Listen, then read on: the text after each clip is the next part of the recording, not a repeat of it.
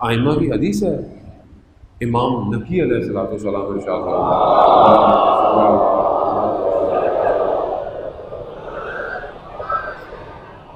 امام فرماتے ہیں، امام سے کہا کہ مولا ہم تو دور رہتے ہیں بہت، ہر وقت تو آپ کے سامنے نہیں آ سکتے، آپ کی خدمت میں نہیں آ سکتے، تو ابھی ہمیں اگر آپ سے کوئی حاجت ہو، کچھ ہو، کوئی سوال ہو تو ہم کیا کریں؟ کہا تم کہیں پہ بھی ہوا کرو، تم صرف اپنے لبوں کو ہلایا کرو، ہم حاضر ہو جائیں۔ اللہ کتنے خوش نصیب ہو کہ جو اپنے امام کو پکارے اور امام آ جائے۔ ابا سلف جو کہ 8ویں امام کا خادم تھا، جس سے روایت بھی ہے امام کی شہادت کی، اس کو وقت کے خلیفہ نے، کیونکہ امام کو جس طرح دفنایا گیا بہرحال وہ طولانی واقعہ ہے، تو اس نے وہ نہیں بتایا، تو اس کو زندان میں ڈال دیا امام کی شہادت کے بعد۔ 1 سال زندان میں رہا۔ اس کو خیال آیا کہ میرا بھی وقت کا امام ہے، یعنی امام 8ویں امام کے بعد امام 9واں امام بھی تو ہے، تو یاد آیا، امام سے متصل ہوا، امام زندان میں آ گئے، کہا کہ تمہیں نجات دیتا ہوں۔ کہتے ہیں مولا ایک سوال ہے، مولا 1 سال سے زندان میں ہوں، 1 سال ہو گیا زندان میں ہوں، آپ کیوں نہیں آئے؟ کہا تم نے پکارا، جب پکارو گے ہم آ جائیں گے۔ ایک عالم دین کہتے ہیں کہ سامرا کہ جو لوگ گئے ہیں وہ جانتے ہیں، اور جو لوگ نہیں گئے خدا ہم سب کو زیارت نصیب کروائے۔ سامرا میں کہ جہاں پر عسکرین حرم ہے کہ 10ویں امام اور 11ویں امام اور خود وقت کے امام جہاں سے غیبت میں گئے وہی جگہ ہے، سرداب ہے، تو وہ اہل سنت کا علاقہ ہے، ابھی بھی بند پڑا ہوا ہے، لوگ شہر نہیں ہے وہاں پہ، اہل سنت ہے۔ تو عالم دین کہتا ہے کہ میں نجف سے زیارت میں گیا، تو میں نے، خدام بھی اہل سنت ہوتے تھے پہلے، تو کہا میں نے اس کو تھوڑے سے پیسے دیے، میں نے کہا یہ رات کو دروازہ بند ہے، کہتے دروازہ بند کر لو، مجھے اندر ہی رہنے دینا، صبح کھول دینا۔ اس نے کہا ٹھیک ہے، کہتا ہے میں اندر، اس نے رات کو بند کر دیا، کہتا ہے زری کے سامنے ایک فرش کارپٹ، میں وہاں بیٹھ گیا اور عبادت کرنے لگ گیا ہے۔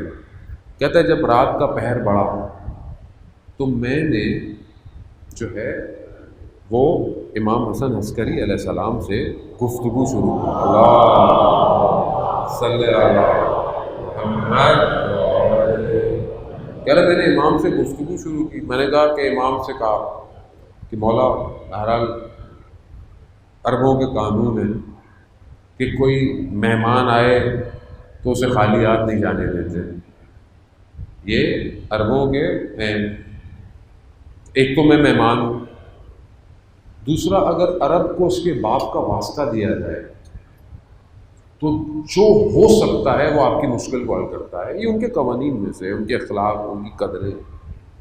تو کہتا ہے میں وہی رات کو متصل ہوا وقت کے امام سے، کہا مولا یہ گھر آپ ہی کا گھر ہے، یعنی جہاں آپ کو پتہ ہے کہ یہ وہ واحد جگہ ہے کہ جو گھر ہے امام کا، جہاں امام کا حرم ہے، اور وہیں سے امام غیبت پہ ہوئے، یہ گھر تھا امام کا وقت کے، یعنی وقت کے امام کا گھر وہی ہے عزیزان محترم، یعنی اس نیت سے جائیں کہ امام زمانہ کے گھر جا رہے ہیں، گھر ہے۔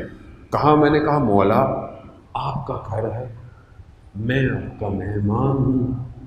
دوسرا عربوں کے یہاں قانون ہے کہ باپ کا واسطہ، تو میں آپ کو آپ کے باپ کا، والد محترم کا واسطہ دیتا ہوں، اپنی زیارت کروا دیں۔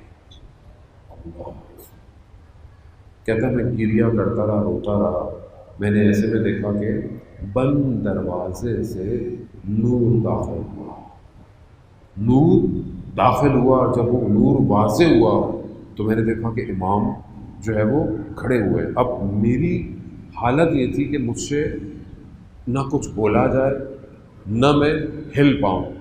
امام آئے، امام نے کہا، اب واسطہ اتنا بڑا تھا، امام آ گئے، امام نے کہا مجھے کیا حاجت ہے؟ تو کہا میں نے امام کو بولا میری کوئی حاجت نہیں۔ اللہ اکبر، کتنا معرفت شخص ہوتا ہے کہ جو مولا کے سامنے آئے اور یہ کہے کہ میری ساری حاجتیں آپ ہی ہیں. ہم تو کیا کرتے ہیں، میں آپ کو نہیں بلانا کہتا، میں اپنے آپ کو کہہ رہا ہوں. کہیں موقع ملتا ہے زری علم جھولا، میں کیا مانتا ہوں، اپنی حاجتیں مانگتا ہوں، یہ دے دے وہ دے دے یہ دے دے. کبھی یہ نہیں کہتا مجھے آپ چاہیے. یہ بھی تو تربیت ہے. کہا میں نے کہا مولا مجھے کچھ نہیں چاہیے، مطلب آپ کی زیارت کرنی تھی. کہا مولا نے دوبارہ پوچھا کہ کوئی حاجت ہے؟ اور یہ واقعہ آیت اللہ عظمیٰ بروجردی نے بیان کیا ہے کہ آیت اللہ عظمیٰ بروجردی آپ جانتے ہیں کہ جو اپنے زمانے کے عالم کے مجتہد تھے، یعنی پورے عالم پہ مجتہد تھے. انہی کی محنتوں کا نتیجہ ہے جو اس پاک بر صغیر کے اندر تشیع کی تبلیغ ہوئی ہے. اپنے زمانے کے ابھی بھی ان کا جو مرکز مبارک ہے وہ قم المقدسہ میں بی بی معصومہ کے حرم کے برابر میں ہے. حرم کے اندر ہی مسجد اعظم انہی سے بن. وہ یہ واقعہ وہ بیان کرتے ہیں. کیا واقعہ بیان کرتے ہیں کہ ایک شخص کی مجلس میں جاتے تھے، یعنی ایک خطیب تھا، اس کی مجلس میں جاتے تھے اور وہ خود جاتے تھے، یعنی خود مجتہد ہے، اس کی مجلس سننے جاتے تھے اور یہ کہتے تھے کہ میں مجتہد ہوں مگر جو تمہاری زبان میں تاثیر ہے وہ میرے پاس نہیں ہے، تو اس کا راز کیا ہے؟ تو وہ یہ اپنا راز بتا رہا ہے کہ یہ میرے ساتھ ہوا. امام آئے، امام نے تیسری دفعہ پوچھا کوئی حاجت ہے؟ کوئی حاجت نہیں. تو امام فرماتے ہیں عجیب، تمہیں مانگنا بھی نہیں آتا. اللہ، جاؤ ہم تمہیں خود عطا کرتے ہیں، تمہارے سینے میں ایسا علم. کہا وہ دل ہے اس سینے سے حکمت جاری ہوتی ہے. ظاہر ہے جس پر امام نگاہ کر دے وہ پھر اپنی زبان تھوڑی بولے گا، پھر لفظ جیسے بھی ہو لوگوں کے دلوں کے اندر نفوذ کر جائے. یہ امام کا کمال ہے. خوب ہم امام سے متصل ہیں، ہماری زندگی کا اثاثہ یہی ہے. بچوں کو بولیں جو بھی کر رہے ہو صرف امام کے لیے کر رہے ہو. اصل زندگی کا سب غم ہم امام، بس صبح امام، شام امام، رات امام، دن امام. موبائل کی اسکرین پہ ایسی چیز جو امام کی یاد دلائے، گھر کے اندر کوئی پوسٹر امام کی یاد دلائے، ٹیبل پہ بیٹھو کوئی چیز امام کی یاد دلائے. میں نے اپنی اسٹڈی ٹیبل پہ اپنی بیٹی کے کہنے کے اوپر خالی فریم رکھا ہوا ہے. خالی فریم، تصویر نہیں ہے اس کے اندر. میری بیٹی نے بولا مجھے کہ بابا خالی فریم رکھیں کہ جس کو ہم دیکھیں تو ہمیں یہ احساس ہو کہ ایک تصویر ہمارے گھر میں کم ہے. یاد دلاتی ہے کہ کوئی نہیں ہے تمہاری زندگی میں، خود امام ہوئے.